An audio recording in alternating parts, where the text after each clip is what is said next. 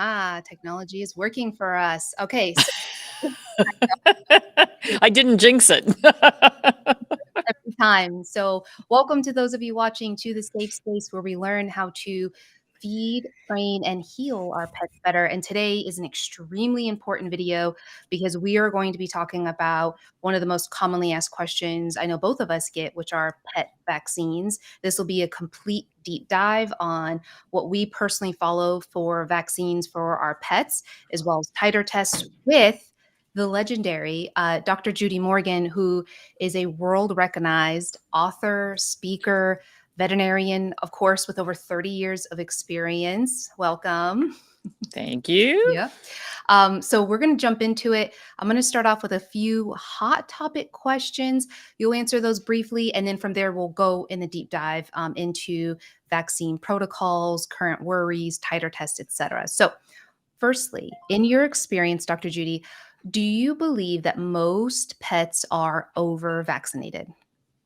Probably, well, for those who see veterinarians, because there's a lot of pets who never walk into a veterinary office and Good point. don't get vaccines. Although there are some that never walk into a veterinary office, but they do walk into a big box store and stand in line and get poked with a lot of vaccines. Mm. So I would say for those who are being vaccinated, probably 95% of them are over vaccinated. Mm. If a dog is vaccinated against a disease, are they considered 100% protected against that disease? No. No, And a vaccine is not an immediate, like you poke it in, it's like poof, he's protected from rabies. The vaccine actually has to undergo a lot of changes in the body, and the body has to work very hard to do that. And not all bodies are capable of doing that. right. And do you ever, for your personal pets, do you ever give non-core vaccines, example, Bordetella, Lyme, etc.? Nope. Some of them have come with them on board, which I don't like. Yeah. When you adopt through shelters and some rescue agencies, they will poke them with everything they've got. Yep. Unfortunately, I have had many who have come to me over vaccinated, but once they're with me, no. Yeah. I agree with that sentiment. And Dr. Judy, I'm so honored to have you here because you have unique experience in that you have practiced vet med in both conventional and more integrative and holistic approaches, which gives you this full scope of practice overview.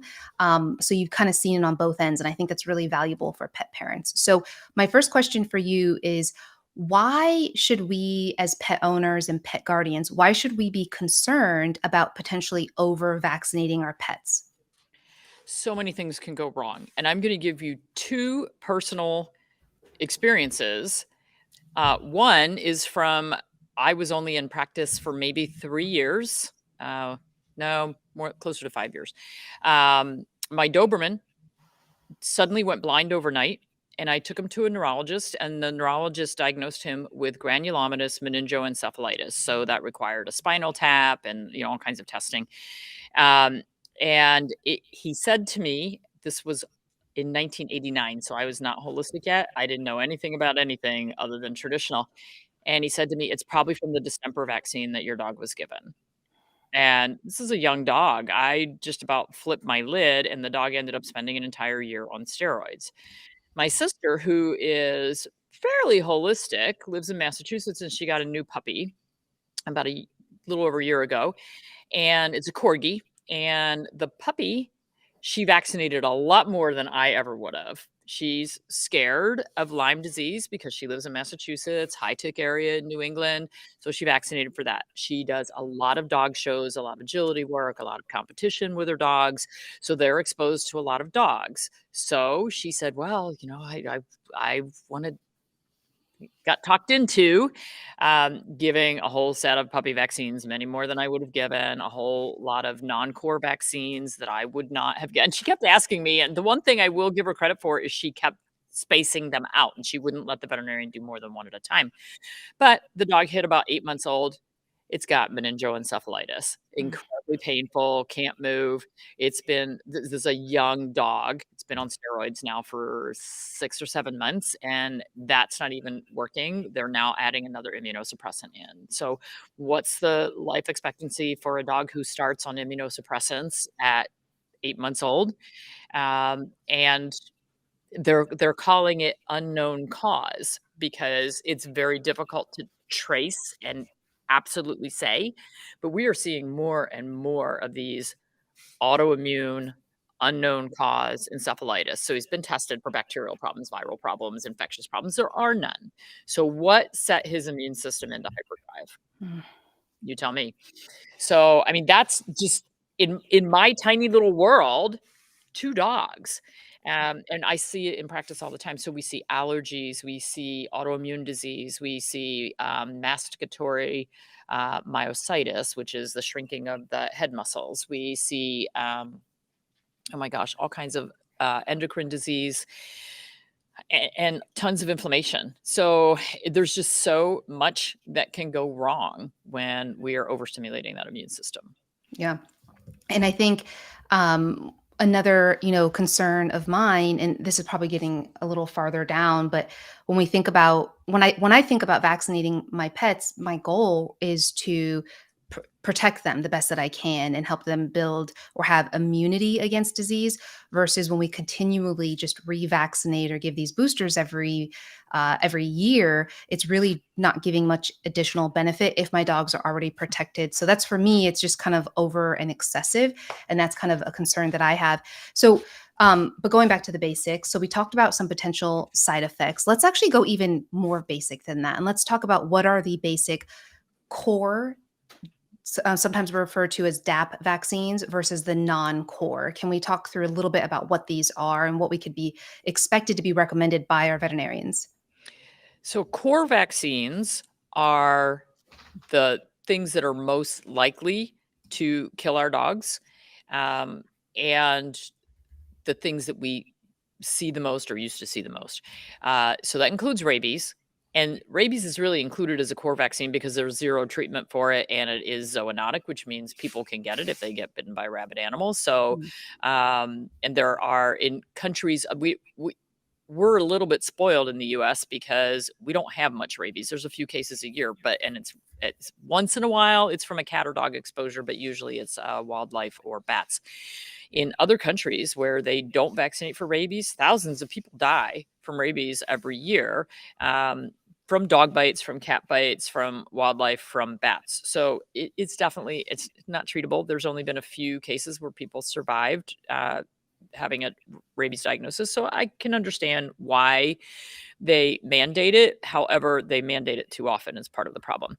The other core vaccines are distemper and parvo.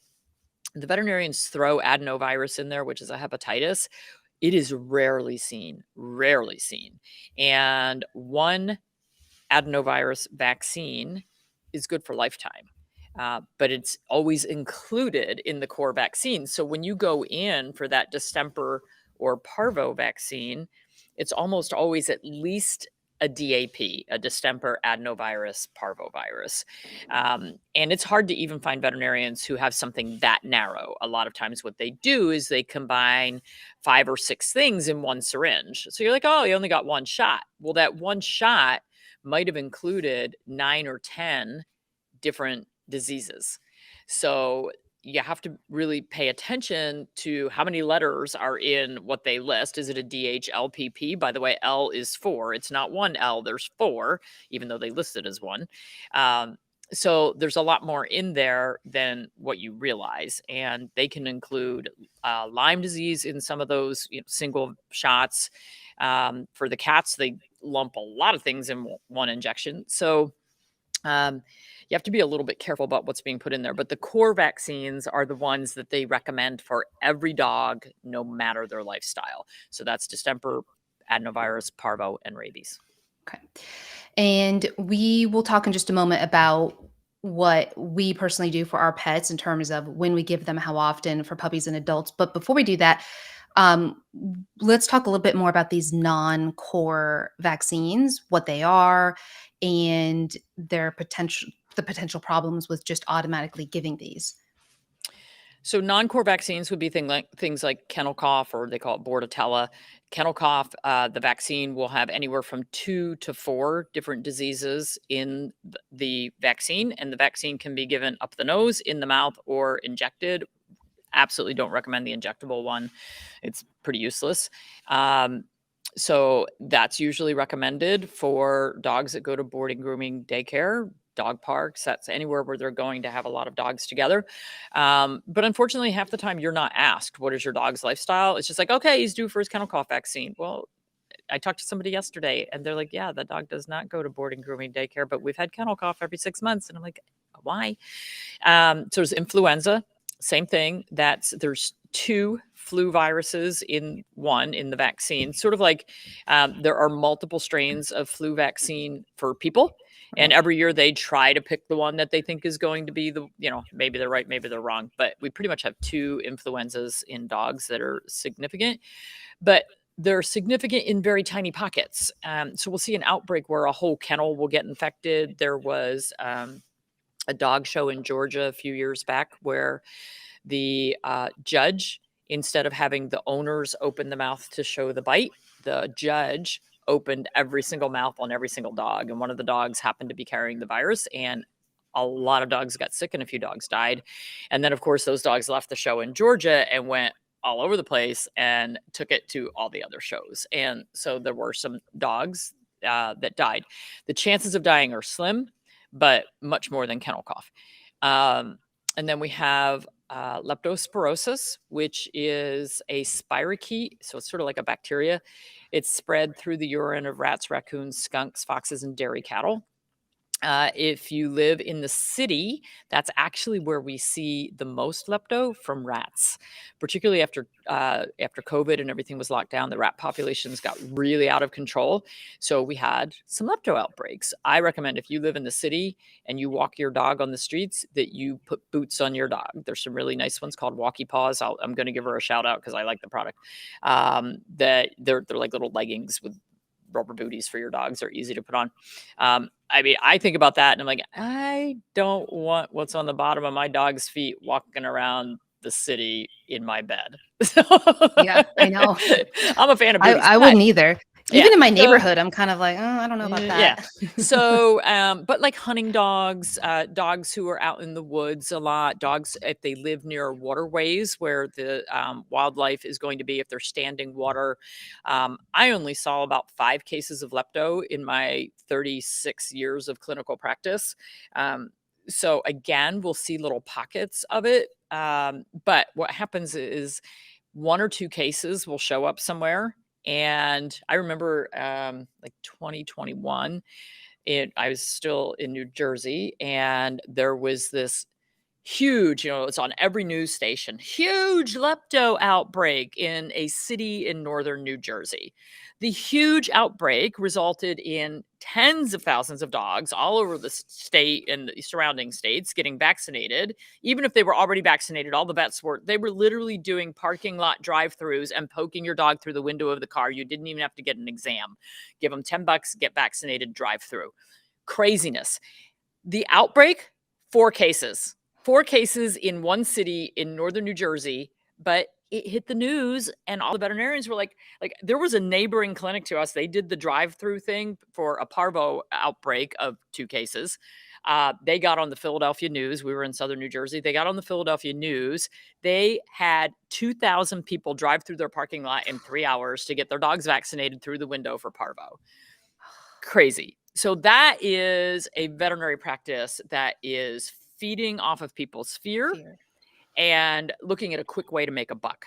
Absolutely the wrong way to do things. So anyway, we have lepto. So that is totally a lifestyle vaccine. There are some kennels who will require it. I know in New York City, they are crazy about your dog that has to have 27 vaccines to walk in the door. I would never take my dogs there. So let's see, other lifestyle, Lyme disease, which is Lyme's a tick-borne disease, also a spirochete, very similar to the lepto. So it does respond to antibiotics. People get really scared and, we play off of fear factor, unfortunately. So people get really scared. I don't want my dog to get Lyme. He could die, it could cause kidney failure, this, that, and the other thing. And yes, we have seen cases of kidney failure from Lyme disease, but they're the cases that don't get diagnosed. They're the cases where nobody noticed the symptoms, nobody, paid attention to the fact that the dog was covered with ticks or whatever. And it doesn't take a lot of ticks. You could just, be unlucky enough to have that one. The problem is there's a dozen tick-borne diseases. We have a vaccine for one of them. And so we go crazy vaccinating. It's a horrible vaccine. It's only 60% effective if your dog's ever been exposed to Lyme, Yep. and 80% effective if your dog has never been exposed to Lyme. So that means if you start them as a puppy before they've been exposed. So I don't like the vaccine. It's reactive. It causes problems. The Lyme vaccine for people was pulled off the market because so many people developed problems from it. There's rattlesnake vaccine.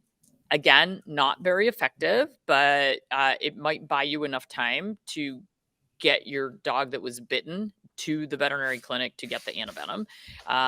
Really rarely recommended. I'm trying to think. There's coronavirus vaccine. Yeah. Never recommend that one.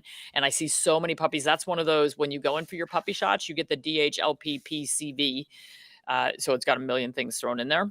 Mm-hmm. But that's generally not a disease that causes death. The only way a puppy is it's called yellow diarrhea. And the only way a puppy is going to die from coronavirus is if you have really unsanitary conditions, you don't treat them, you don't keep them hydrated, and you let the vomiting and diarrhea get ahead of you. It's not like parvovirus that actually destroys the immune system and destroys the lining of the gut. So very different. And so again, I don't recommend it. Yeah. I'm trying to think if I'm forgetting any. I have the AAHA kind of list up in front of me, and I think you've covered all of them. Yeah, you did. Very good job. You know your stuff. I think regarding the tick-borne illness, my Labrador, I think I mentioned this on a previous live, but it still boggles my mind. He had all of the vaccines. This is probably when he was 2 or 3. And he got a tick-borne illness. They still don't know the exact one to this date, but he became completely paralyzed. And they had to use a reversal agent. He was fine, and he's turns 14 this year, and he'll be fine. But I was like, how did this happen? He had every single vaccine. He was on all the flea and tick preventatives. Now we did hike and we were outdoorsy, but beyond that, we did everything we thought was right. And he still got very, very ill. And they said he would have passed had I not rushed him to the vet. And they had to, all the vets, there was 4 vets in the clinic, came to help and tried to, fix what was going on. But that was what made my eyes open to not necessarily just relying only on these kind of vaccines or flea and tick preventatives, because they aren't 100%. And as you mentioned, the potential side effects are really severe. And it's not just these ones we see all over the news, like seizures or, rashes or swelling or even passing out or collapsing, although those happen. But it's this long-term effects that you talked about, like immunity impact or these allergies that dogs get. And there's these Facebook groups that I'm in where these people come in and say, my dog was perfectly healthy. And then they get all these rounds of vaccines. And all of a sudden they have all these immune issues or conditions or autoimmune diseases or chronic skin conditions the rest of their life. And that's really concerning to me. So that's why I'm really particular about how I vaccinate my dogs. Personally, I know you are as well. So I guess let's talk a little bit about what your general, I don't want to use the word recommendation. So what you generally would do for your pets, starting if you got a brand new puppy, what you would do in terms of the core versus non-core, and then kind of what you would do if you adopted an adult dog and you don't know their history, and what you would do. So this is, and I hate to even say this because mine's a bit of a special case, but I have an 19-month-old puppy. And I got him when he was 14 weeks old. The breeder flew him out from Chicago. And he was born with hydrocephalus, so water on the brain. So, and he's got a lot of issues from a Chinese medicine standpoint. He's Jing deficient, which means he didn't get the life essence that he was supposed to, and his parts and pieces are not put together right. So his hind legs, the joints bend the wrong way. And he's got hydrocephalus. He's got really bad teeth, even though he's a young dog. And all of that goes with the water element in Chinese medicine. So it's another whole thing. But I know exactly why he has all these issues. So there you go, eating young nutrition. Your other book on So that will be linked below as well. Go ahead. yeah. So, vaccinating him is really scary for me. Using any kind of chemicals is really scary because I don't know how his little brain is going to react. I don't know how his little body is going to react. So this breeder is a holistic breeder and she's very good, very up to date on things. And so she knew that his mother had good immunity. She did blood tests on the mother and made sure that she had good immunity for the core problems like distemper and adenovirus and parvovirus. So we knew that through the mother's milk, little Forrest Gump got the antibodies from mama. Now, if you vaccinate a puppy too early, like I have a good client who is getting a new puppy this week. She's waited 6 months for this puppy. And before she could get to the breeder to tell her no, the breeder gave vaccines at 6 weeks of age. Well, the antibodies from the mother go through the milk to the baby and it's absorbed through the intestines. And when you give a vaccine, when the maternal immunity is still circulating in the puppy's bloodstream, the vaccine is non-effective. It's like null and void. So it just cancels it out. Unfortunately, it also makes them less able to have a really good immune response later on when you give the vaccine at the right time.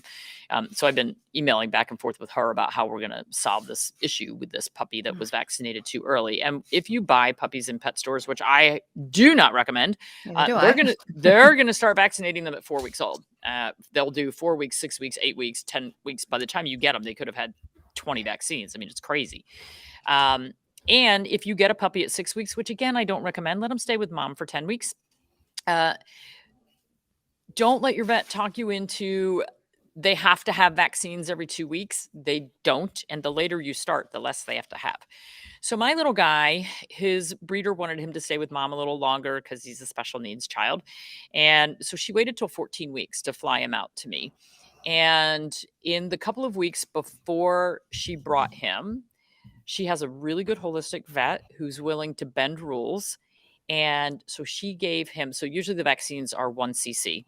She gave him 0.2 of a cc of distemper by itself. Okay.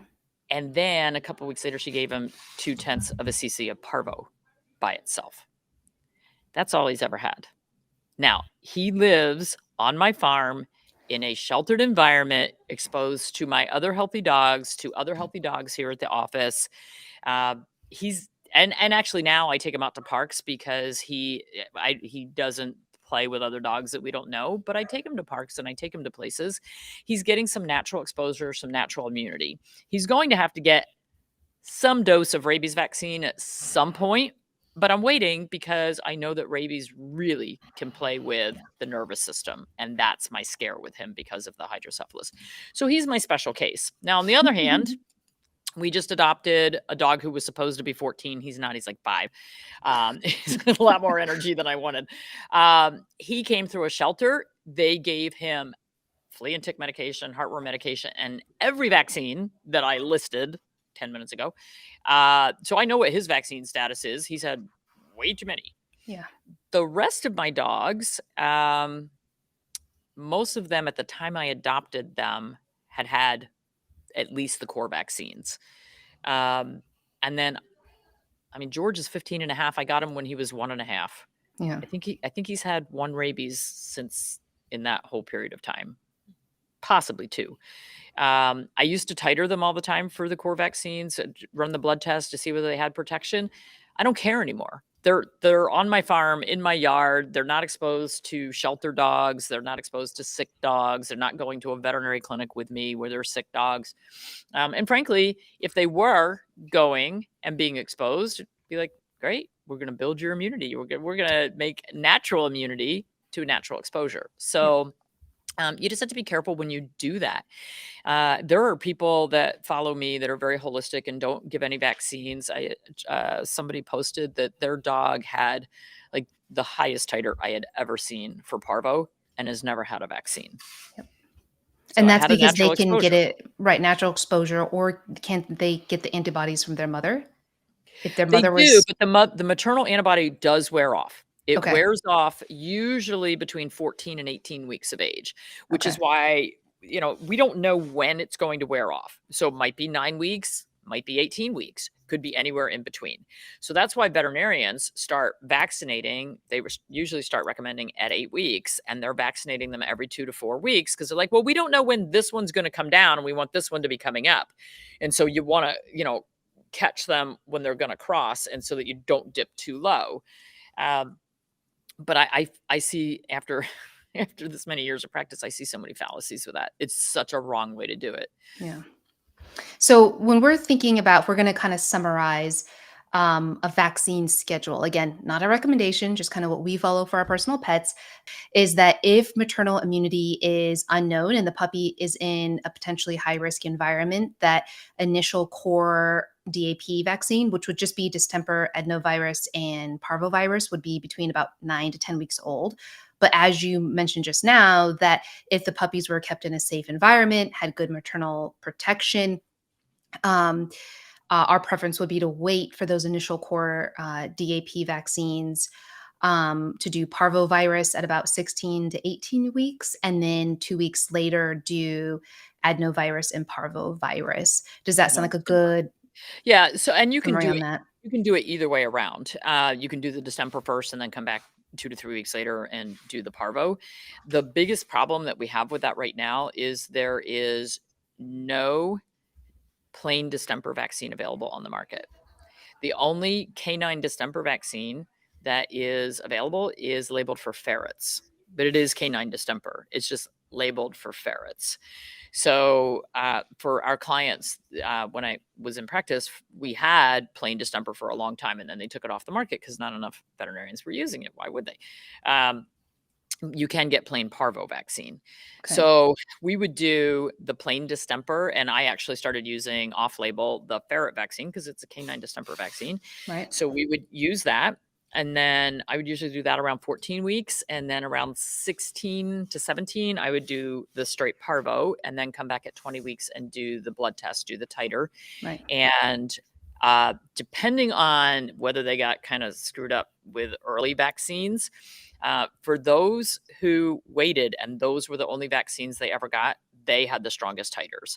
Right. And Ron Schultz and some of the other immunologists have done some really good studies on these. Like, there's tons of studies out there that show the longer you wait and the less you give, the better response you get.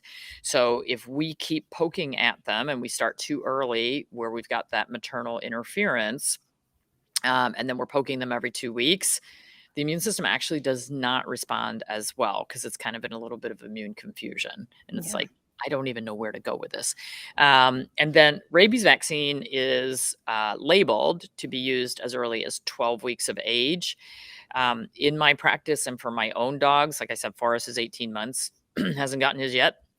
Um, for my own dogs, like, and for my patients, depending on the size of the dog, I would usually do between 6 and 12 months. The smaller the dog, the longer I wait. Yep. We want to give them a chance to mature. Big dogs are going to handle vaccinations so much better than small dogs.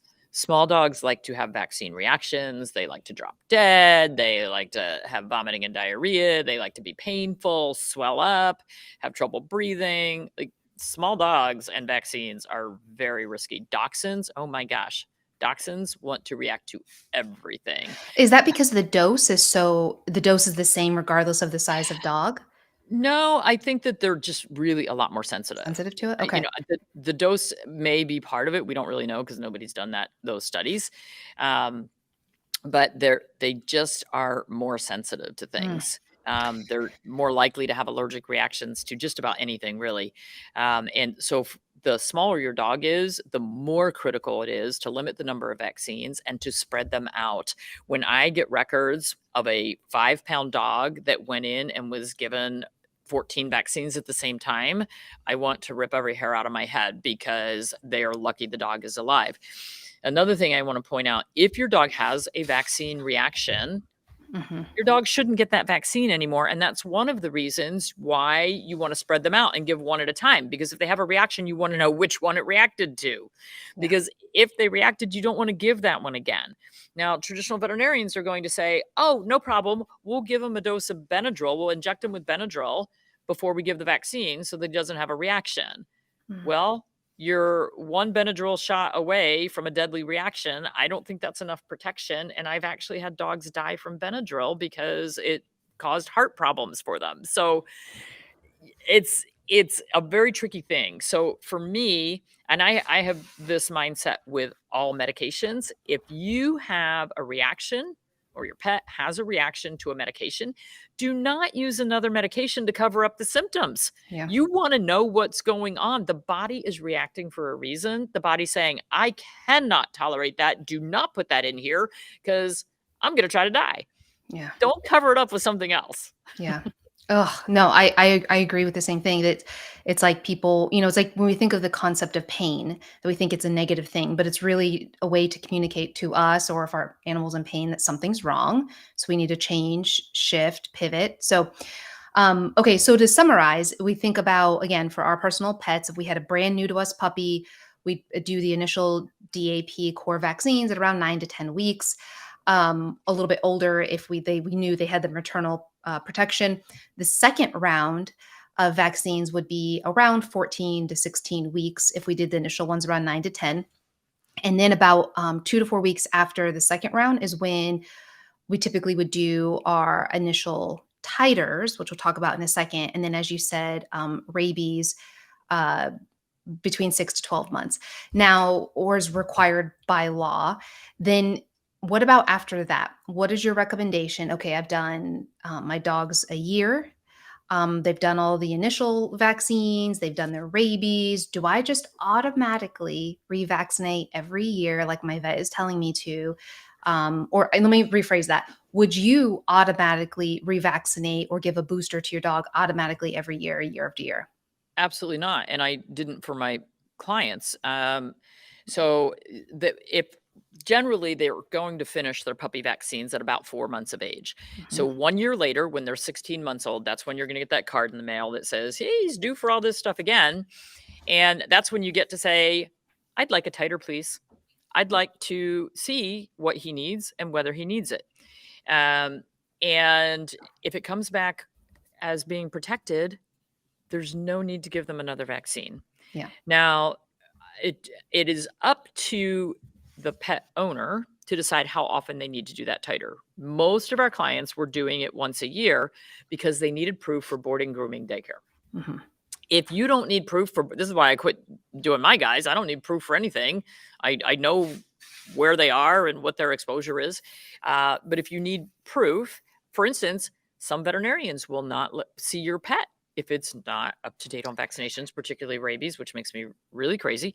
Yep. They're willing to see your pet to come in to get the rabies so that they can be seen. A little bit Yep. nuts. I know. So somebody said, what do I tell my veterinarian who sends me this card and is saying to me every year, you're overdue for your yearly vaccines, including rabies, canine distemper combo, bordetella, Lyme. That's when you get to say to them, let's talk about my dog's lifestyle. My dog does not go to boarding, grooming, daycare. I really don't need kennel cough for my dog. I've never pulled a tick off my dog. I talked to somebody yesterday. They've had Lyme vaccine every year, and the dog has been oral flea and tick preventative its entire life. They've never found a tick on their dog. Those oral preventatives do not repel ticks. Right. They just don't walk their dog where there's ticks, yet this dog is getting vaccinated every year. Have a conversation about lifestyle. Hey, my dog walks on the street in my neighborhood. We don't have wildlife. We don't have rats. We don't have standing water. The chances of my dog getting lepto are nil. So you can just take that one off the list. I've never pulled a tick. Not going to get Lyme. Take that one off the list. Rabies? Well, let's see. Has it been 3 years? Because if it hasn't been, except for the first one is a 1 year. After Right. that, they're a 3-year vaccine. Do not let your vet talk you into, you have to give rabies every year. No, you don't. It's a 3-year vaccine. So, don't fall for that. Distemper and parvo, we know, and it even says it on, and here's something that these clients can use when you're going into your talk to your veterinarian, on AVMA, which is the American Veterinary Medical Association, Mhm. and AHA, the American Animal Hospital Association. If you go to those websites and you put in the search bar vaccines, it will state on there that the core vaccines, distemper, hepatitis, and parvo, should be given no more often than every 3 to 5 years. It's really more like 5 to 7. It says it right on our parent organization. Yep. So veterinarians who are insisting on yearly vaccines for the core vaccines that we know last so much longer, they're not even following the rules of their own association. Yep. So that is something you can print out and take and say, look right here. Look. I think a lot of it, I don't think that there's malintention, right? I think it's they just don't know. And there's not a lot of, and I think there's a lot of fear out there too. And there's probably, this might be conspiracy side of me, a little bit of money behind, right? This kind of marketing behind, oh, like we need to get vaccines every single year. I mean, think about that. If how many pets are, I don't even know, millions Well, and millions of pets part of it is not that, not even that they want to vaccinate every year. They want to get you in the in the office every office, year for an exam. And yes, your which you pet should be. should be going Yes. in every year for an exam. Absolutely 100%. They should be going in for an exam. And while they're there, gee, have lumps and bumps checked and have their abdomen palpated and have their heart listened to. Dental. Yeah, get their teeth looked at. So, and when your veterinarian makes recommendations for lab work, that is preventative medicine. That is for the health of your pet. I would much rather go in and spend $300 getting complete lab work done than spend $300 getting a bunch of needles poked into my dog that he doesn't need. Yeah. So we talked about core vaccines, we talked about non-core vaccines. With the non-core vaccines, it's really lifestyle dependent, but even still, like for example, I don't do yeah, we don't do any of the non-core, but I don't go to dog parks when they're populated, but when they're empty, we have one near us, for example, that's empty in the morning. I'll take my dogs there and have had no issues. So again, that's more lifestyle. But then after all the initial rounds of vaccines and the rabies required by law, we can do titer tests, which we've mentioned, but we have not defined, Dr. Judy, what a titer test is. So can you, if I've never heard of a titer test before, can you explain to me what it is? Yeah, it's actually really simple. Mhm. It's so think of your immune system as puzzle pieces that go together. So the foreign invader, the parvovirus, so we've all seen pictures of coronavirus, right? It's like this round thing with all these little, it's a ball with spikes all over it. Well, when the body is exposed to that puzzle piece, the immune system says, I have things that can fight that off. I'm going to make the interlocking puzzle piece. And then it locks together and neutralizes it. So that's how a vaccine works. When we give like a parvo vaccine, we either use a killed vaccine, so it's a killed virus, or a modified live vaccine, which is we took that viral particle or whatever we're vaccinating for, and we modified it. So let's say we cut a couple chunks off it, but it's still got just enough of the puzzle piece left that the body goes, oh, I can make something against that. So we can actually do a blood test and measure the level of the antibodies. So when we're doing parvo, we're measuring how many of these parvo antibodies are available to attack these guys if my dog should be exposed. Yep. And so each lab has their own numbers. Some labs would just give you positive or negative. Other labs will say, anything greater than 1 to 4 is fine. Anything greater than 1 to 80 is fine.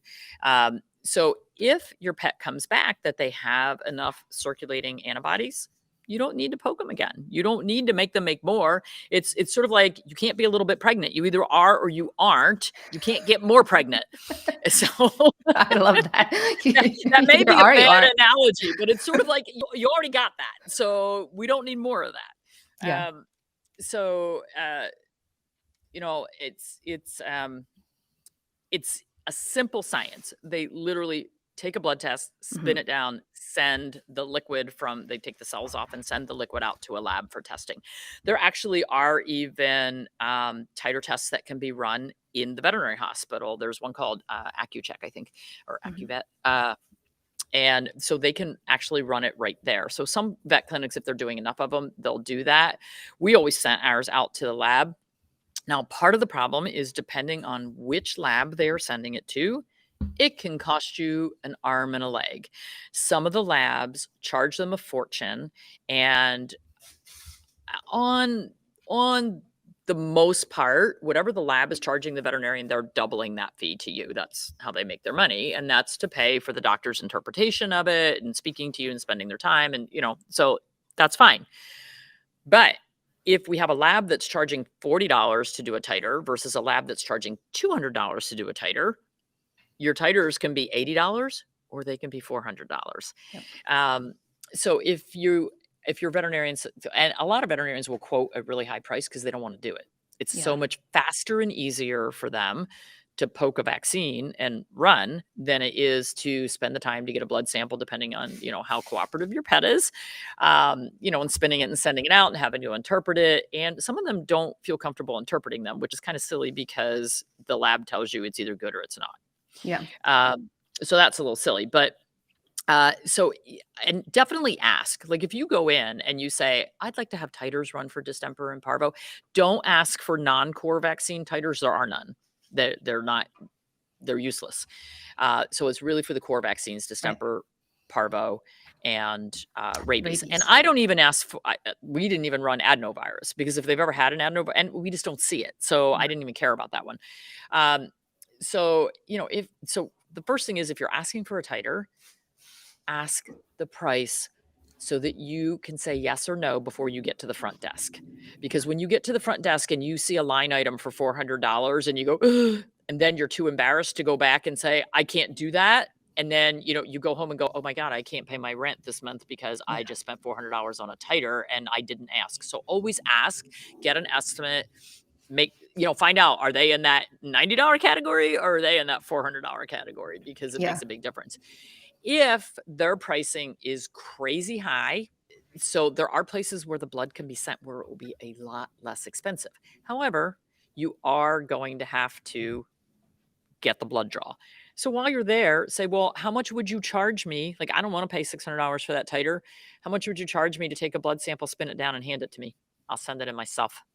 And that's fine. They can charge a reasonable fee. That's you have to pay them for their time and their expertise and their equipment and their staff that is going to have to do that for you. Fine. Pay that fee and then send it somewhere, or give them the resource and say, would you send it here for me because it's going to cost less? Yeah. I think, and that is all linked in the guide, where there's a printout that you can show your vet that actually talks to them about how, I think it's from Protect the Pets, that will talk about how they can start doing in-house, more affordable titer testing. But I think, to summarize, the good news is because titer testing is becoming more mainstream, there's more and more affordable options out there. Because I know that was big just 2 years ago. I remember talking about titer testing and that being the number one objection is like, I can't afford that, because it would be $500 to do that. So, and that's reasonable. I think the most powerful thing I learned about titer tests was that when we're vaccinating, and we talked about this earlier, but when we're vaccinating our dogs, we kind of think we're giving them immunization, but the vaccination does not equal immunization. And so what's happening is we kind of have two options. We have three. One, we can do nothing in terms of revaccinating. Two, we can just revaccinate and give boosters every single year and hope it works and hope that our dog doesn't have any reactions. Or three, which you just talked about, titer tests, which can actually help identify if they have immunity towards that disease. And as you said before, I think this is so key that you could give the core vaccine one, maybe twice after the second round, and they could have immunity and antibodies the rest of their life, or at least for several years. And I think it's really powerful that instead of just automatically revaccinating every year, we can just titer test. Yeah. And I do want to say that I put this in the guide, according to AHA, this is a direct quote, which is American Animal Hospital Association, says, direct quote, measuring antibody levels provides a reasonable assessment of protective immunity. And this is something you can show to your conventional veterinarian if they're like on the fence, like, oh, well, antibodies aren't conclusive, etc. Nothing is 100% in my opinion, right? Like there's always Right. risks for everything, So but somebody asked a good question. They said, if a titer is low and says that the pet requires a vaccine, mm, do you have to give a secondary shot to be immune? So good here's a question. really interesting thing. If your dog is over 6 months old and you need to give a booster of anything, or let's say you adopt a dog and you don't know the immune status and you can't get a titer, don't want to spend money on a titer, they only need one shot. One will do it. Their immune system is mature, they need one. So let's say the parvo titer came back low Mhm. and your vet says, well, they have to get a parvo vaccine. They only need one. You do not have to do one and then repeat it 3 to 4 weeks later, just one. If your pet has lapsed, so we see this a lot, like you got your series of 2 leptos or you got your series of 2 Lyme vaccines, and now it's been like 3 or 4 years, and for whatever reason you decide our lifestyle's changed. I want to get a lepto and a Lyme booster for my dog. First of all, separate them. Don't do them at the same time, but you only need one. You don't have to redo the 2 series again. Part of the reason for that is the body has immune memory. And this is something that we can't measure, unfortunately, the immune memory. So we can measure antibodies, that's the circulating antibodies. What we can't measure is what lies within the cells. And so let's say your dog has a low parvo titer and then he gets exposed to parvo and you haven't done anything. He may, because he at one point knew what parvo was, his body may wake up and release from those cells enough antibodies to take care of the problem. And things like parvo are really, it's really a disease of puppies and really extremely immune compromised animals. Once they're adults, most of them just develop enough natural immunity and ability to fight it off. Um, so parvo really came to the forefront in the early 1980s, and I graduated from veterinary school in 1984.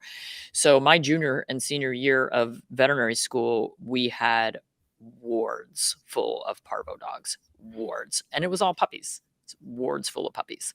And that's what we see. And so before the parvo vaccine was available and before we were routinely vaccinating for parvo, it was a lot more rampant. And there are certain breeds that are much more prone to parvo and may need a later vaccine, like at 20 weeks. And those are the Dobermans, the Rottweilers, Pit Bulls.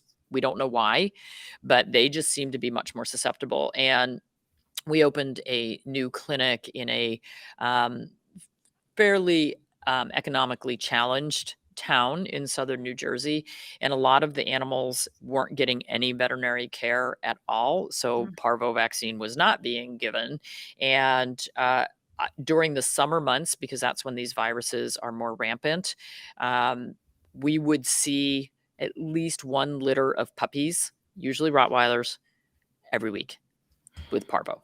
hmm. And so it used to be a huge problem. And once we got into that community and, really raised the level of care, the level of nutrition, really educating the clients, we saw very little, very little. And really, it was a matter of even just getting the mama dog to have good immunity so that she passed something on to the puppies. Yeah. And that's, this entire conversation, I love learning from you and talking with you about this because you're not so extreme on either end that you're like, oh, we can never give any vaccine ever, right? Like you acknowledge and you educate that there are risks. Like dogs can get ill from these things, but it's my understanding how your approach is really setting our dogs up for success and only giving them that which they need, not more. And on that note, do you have any recommendations of what you would do for your dogs either before or after giving vaccines? Like maybe I had somebody in here said, I just got all their vaccines, like kind of freaking out. They're not having symptoms, which by the way, I know in your book you say that if your dog has symptoms, you need to report that. But Yeah. but they're not having symptoms, but they want to set their dog's immunity up for success either before or after. Are there any general things that you do for your animals or Yeah. you would So do? Um, There are homeopathic remedies that are recommended at the time of vaccination. So Listen is the homeopathic used for rabies vaccine, and the rest of them we use Thuja, Thuja. Mhm. We have products on our website. There are products that are specifically made, sort of as an anti-vaccinosis or, to rebalance the system. Um, and so in my clinic, we had Listen homeopathic remedies in the hospital. So when the day that they would come in for a rabies vaccine, we would also give them the homeopathic remedy at the same time. If they do have reactions, then you are going to need something more long term. So things to help drain the liver, because the liver is a big part of the detoxifying system. So we'll do Mhm. milk thistle, that sort of thing. Um, and then just strengthening and evening out the immune system. So using adaptogens, mushrooms are great adaptogens. So they can either make the immune system function better, or they can tone it down if it's kind of gotten out of control. We can use things like colostrum.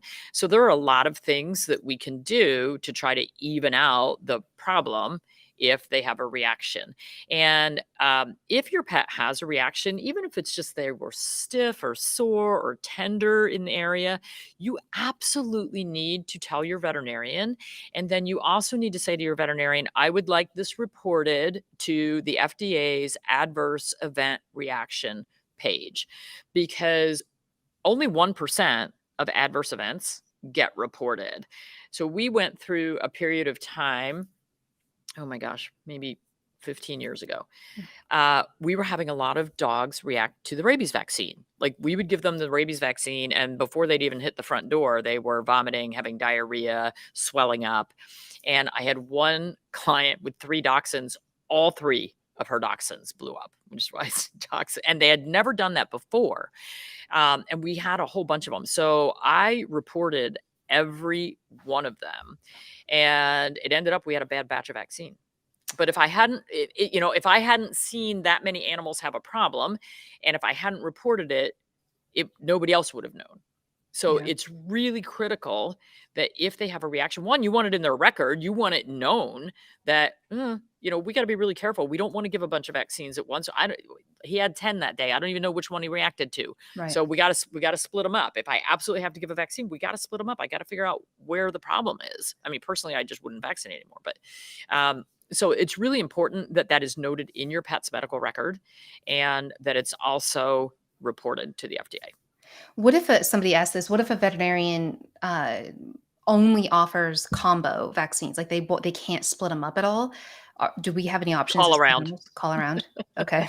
Call around. I mean, Yeah. in a lot of states, you can buy your own vaccines. And really interestingly, in New Jersey, you can go to places like Tractor Supply. You can buy the vaccines, but you can't buy the needle and syringe to give it.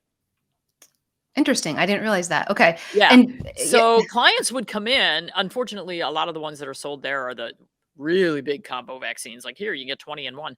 yeah. But when clients would come into me and bring those vaccines, I would look at how it was brought to me, because they need to be refrigerated. So if it was brought to me and taken out of somebody's purse, I'm like, I don't know if I trust that one anymore. Yeah.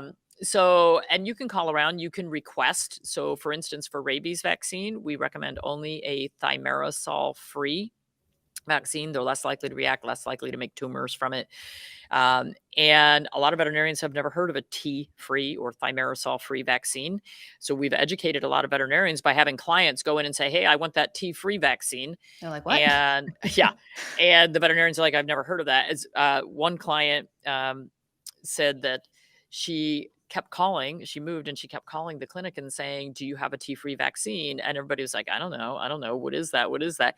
Took a little while, but she finally got the doctor on the phone after a couple of weeks and said, I want a T-free vaccine. And the doctor said, I have no idea. And she went and got the vial out of the refrigerator and said, oh, that is the one we carry. There you go. Didn't even know what So, they were. Didn't even know what they were giving. So they So weren't specifically asking for it. They just yeah. lucked into it. So.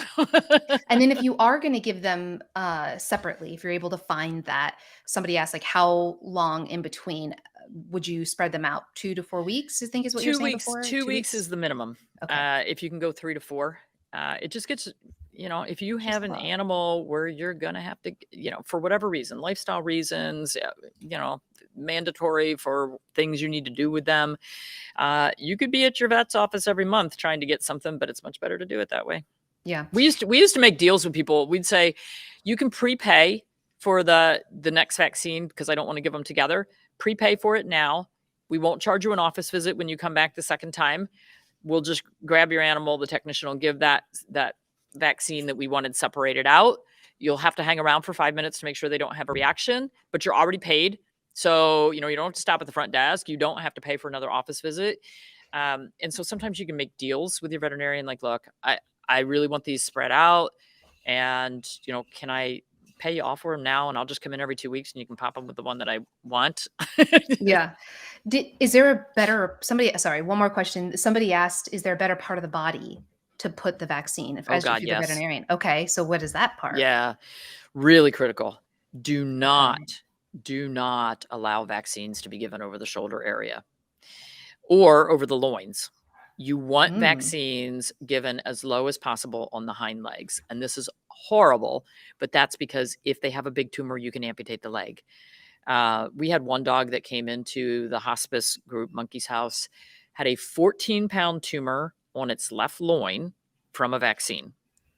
And on the right loin, it had about a 5-pound tumor. We took off the big one because the dog couldn't even lay on that side. There's no way to get the root of those tumors. So it came back slowly over a couple of years. For kitty cats, it's really bad. If they make a tumor, it's going to be really ugly. So when you have vaccines given over the shoulder area and they make a big tumor, there's nothing you can do. And that mm, is, I mean, this is where I get a little bit crazed because I'm like, okay, veterinary medicine is all about cutting off body parts in response to something that we did. yeah. And I'm not saying we should never vaccinate. I'm just saying we need to be responsible, because when you see an animal with a big, open, horrible tumor, and then you have to take off their leg and then it spreads anyway, that's doesn't make you feel great. Yeah. That's hard. And yet probably another reason why the field that you chose is such a difficult, challenging, stressful one, because it's really hard. I have empathy for these conventional veterinarians that I think it just comes from, I don't know, we call it, I can't think of the word, where you want to do the best, but you just aren't educated on it. And I imagine what you learn in vet school is definitely more on the just jab, jab, jab. Yeah. And Well, when I was in school, titers didn't exist, and it was an there you annual go. thing. And there's no science behind the annual vaccines. That was somebody just said, "Hey, how about we just, send out reminders every year?" There Interesting. was no science behind it. Yeah. So I think that's interesting. And then somebody else was saying, like, it's tough because these people in the comments are saying, like, I go to groomers, or I go to training classes, or doggy daycare, dog park, et cetera. So my dog does have exposure.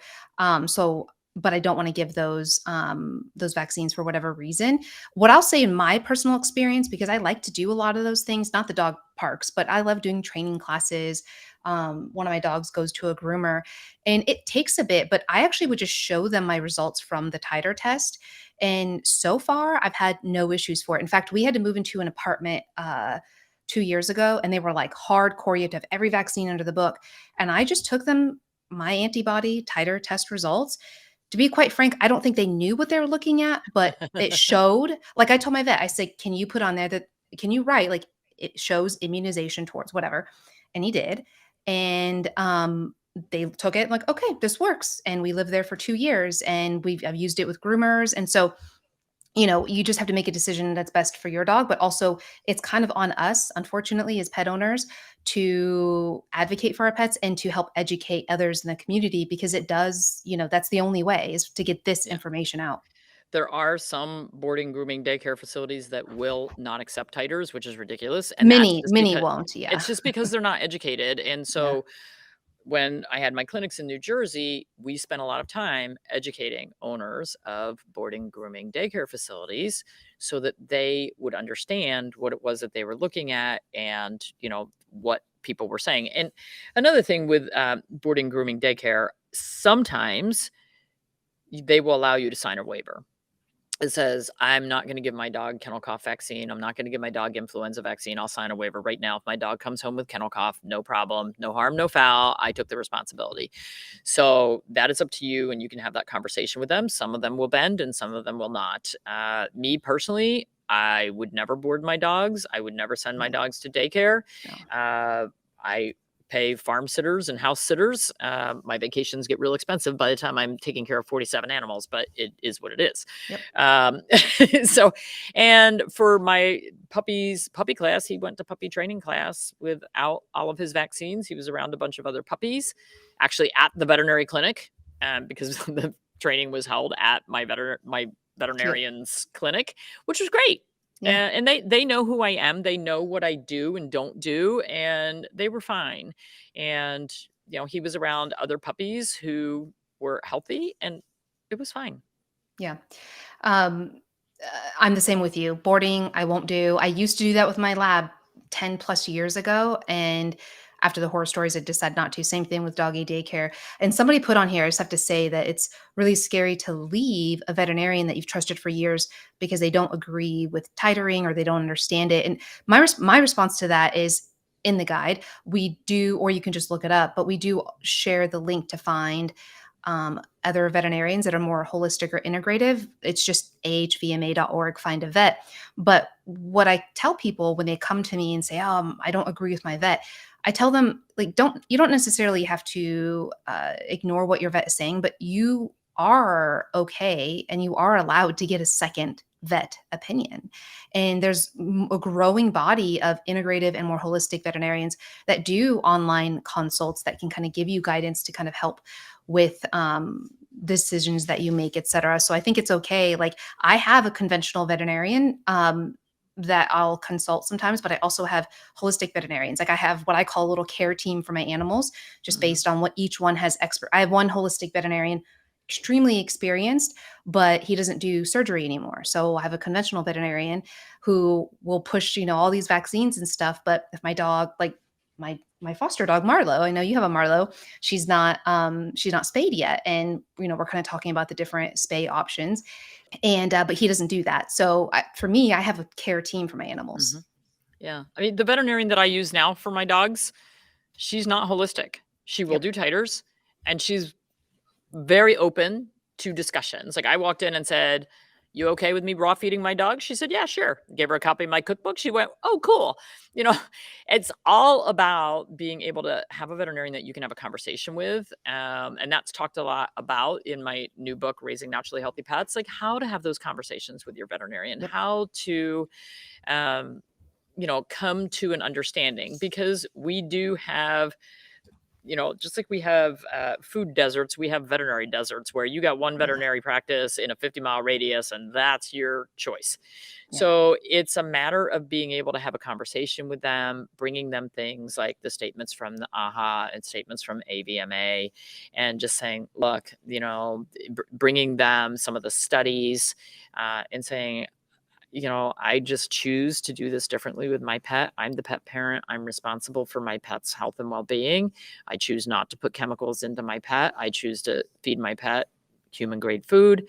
Whatever it is that you are doing, Mhm. you are your pet's advocate, and you need to just have a conversation without backing them into a corner and without making them feel defensive, and just saying, let's see if we can come to a middle ground here.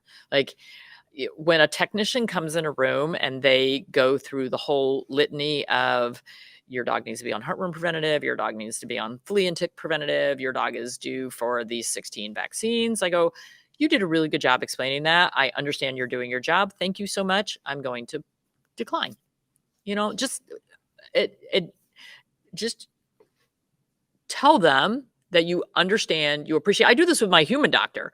When I go in and he's like, "Oh, you need a tetanus, you need a whooping shot, you need a flu, you need, blah, blah, blah." And I'm like, "No, I don't, but thanks for the paperwork. And, Yeah. here, don't waste the paper." And they're like, "No, we have to give it to you." I'm like, "Okay, fine. I'll throw it out on the way out." But, but just being able to kind of joke around and have that conversation and say, "Yeah, I'm going to do it a little different."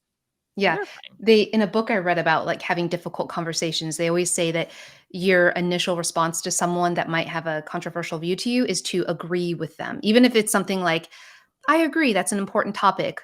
that said, or something. So exactly what you said, like I hear everything you recommended. You're doing a great job. I know it's your job. So that's really good. I have one last question. I know we're on time, but this is I don't want you to deep dive it because if anybody wants to know more about this, we already have a full hour video. I'll link down below. But because it's been asked, and I think it's similar on the topic of putting chemicals in our body, and you just mentioned it, can you give me what I'll call your elevator thought on heartworm and traditional flea and tick monthly preventatives for your pets? My dogs don't get any of them. There you go. Flea and tick for my guys, we use natural powders for the barn kitties because they have more exposure because they're catching mice and they're playing with rodents. My dogs, if we go somewhere where there's a lot of exposure, I will use essential oil sprays. I feed garlic if we're in flea season and I'm worried about exposure. Heartworm preventative, I keep mosquitoes away from my dogs. I do live in the South now. If you live up north, cold weather kind of stops the transmission of heartworms, at least in the winter months. So, it's really everything we talk about, whether it's what you're feeding, what you're using for parasite prevention, what you're doing as far as exposure to other animals. It's an individual lifestyle for every single dog. There is no one size fits all. I have 4 dogs. They eat 4 different meals twice a day. They do not all eat the same thing. They have different supplements in their bowls. They have different exercise routines. They have different mental stimulation. Everyone is treated as an individual. And same goes for me. Because I learn everything I know from you and veterinarians like you. I feel so I feel so honored to have this kind of access to you because like you are a rare one of a kind and like that's why I love sharing you on my platform. More importantly, Dr. Judy recently Yeah. launched her new book. There you go. And in the longest chapter in this book is the vaccine chapter, Yeah. because it's so important. And so every single vaccine is spelled out as far as how long it lasts, side effects that you might expect, how often your veterinarian is going to recommend it, what dogs and cats, this is dogs and cats, should or should not get the vaccines, how to determine what might be necessary for your pet's lifestyle. And there's also a big chapter on parasites and parasite prevention because those are the questions that we get all the time. All the time. Yep. So that will be linked below or in my description or in my bio. And I want to challenge everybody watching this that if you have a conventional veterinarian that is of opposing views of what we talked about today, send this book to them. Either, it's an affordable book. And I think I love doing that when I come across veterinarians that have opposing views, which happens quite a bit. And putting myself on the internet, it's very kind of in my face. And I will find their clinic and I will ship them a book like this. Or I love, sending something like this. And I just send it with kind words anonymously. And I think it could be a great gift. And the impact it can have if maybe you send it to 3 veterinarians and one of them takes it and learns something from it, the impact it could have is tremendous. So I challenge you, if you're passionate about this, which I know you are because you're watching this, share this book with your vet. That said, Dr. Judy, I appreciate you. We all appreciate you. I hope we can do this again. Thank you so much for being here. Thank you very much. Anytime we can educate, we are thrilled.